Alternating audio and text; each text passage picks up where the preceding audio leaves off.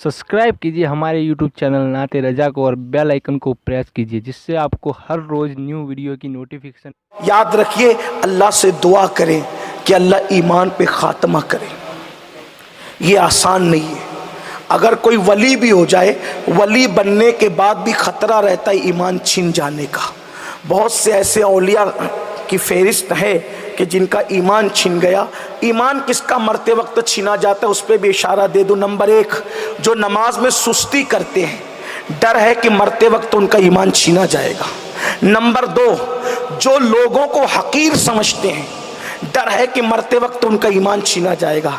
Number 3, जो गुस्ल जनाबत में देर करते हैं, डर है कि मरते वक्त उनका ईमान छीना जाएगा।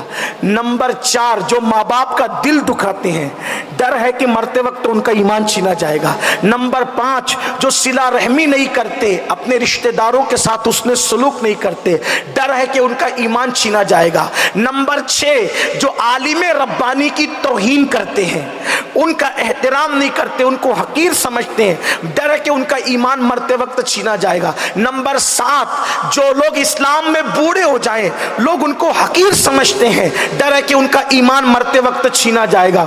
इसलिए याद रखो, और भी तफसीलात है, लेकिन ये चीज मैंने सरसरी तौर पे फहरिस्त आपके सामने पेश कर दी। अगर ईमान पर दुनिया से जाना है तो इन चीजों का ख्याल रखो। और सबसे बड़ी चीज सरकार गौसे पाक फरमाते हैं, जो ईमान पर खात्मे की फिक्र नहीं करते, मुझे डर है कि जब वो मरेंगे तो मरते वक्त तो उनका ईमान छीना जाएगा। इसलिए अपने ईमान पे खात्मे की फिक्र करो, बाकी सारा मामला अल्लाह रसूल पे छोड़ दो। खैर ही खैर इंशाअल्लाह। जितने मजे हमारे हम सुन्नियों के हैं, उतने मजे क़यामत में किसी के नहीं। क्यों? इसलिए कि सद शुक्र हस्ते के मियाने दो करीम, कि हम दो करीमों के दरमियान है।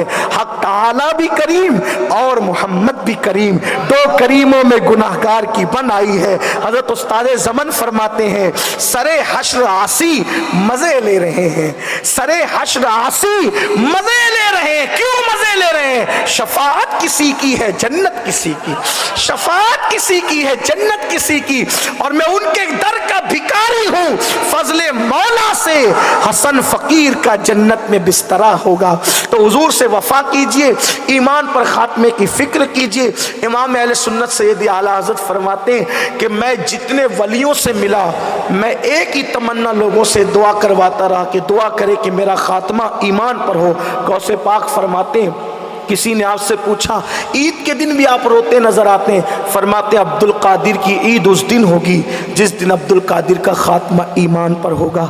इसलिए ईमान पर खात्मे की फिक्र करें, हर दुआ का हिस्सा बना ले कि अल्लाह हमारा खात्मा ईमान पे फरमाए। कितना खुशनसीब है जिसे दुनिया कारी रियाजुद्दीन कहती है कि गए तो ईमान पर गए, नाते रसूल का सिला क्या मिला, अल्लाह व रसूल से वफा का सिला क्या मिला, कि दुनिया से गए तो ईमान पर गए। और ईमान में भी वो भी शहादत की मौत, जो हालत सफ़र में हादसे की मौत मरे तो उसको कहते हैं कि वो शहादत की मौत मरता है। अल्हम्दुलिल्लाह, सफ़र में भी थे, मुसाफिर भी थे और घर से बहुत दूर थे। ये भी आपको बता दो मुसलमानों कि ईमान पर जिसे हम खात्मा बिलखैर कहते हैं ना, उसमें लोगों की एक कजी है। खात्मा बिलखैर का मतलब लोग ये समझते हैं कि ईमान पर मरे ये खात्मा बिलखैर। यकीनन ये बिलखैर तो है, लेकिन मुकम्मल बिलखैर नहीं है। ये भी सुन लें, ईमान पे सिर्फ मर जाना मुकम्मल बिलखैर नहीं है।